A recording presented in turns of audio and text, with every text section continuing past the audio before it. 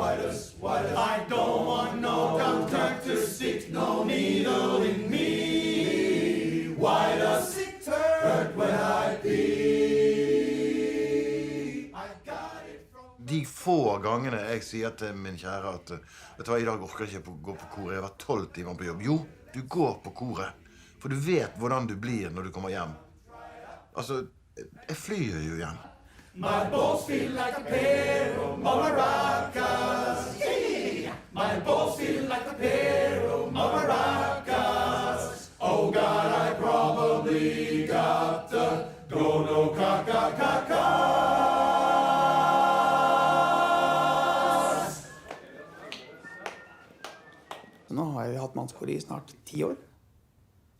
Det tar jeg som et tegn på at folk trives.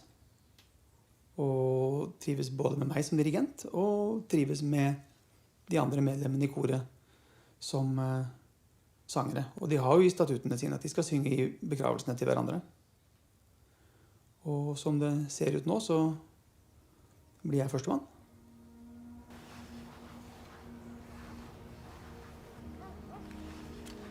Jeg driver og gjør mange ting for siste gang.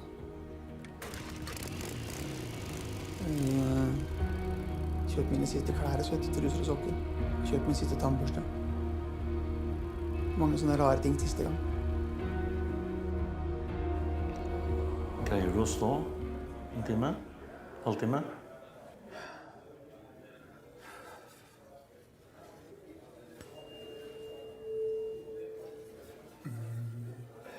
Jeg jobber på et mesterverk og skriver det med blod. Og hvis det ikke slår an nå, så gjør det ikke noe.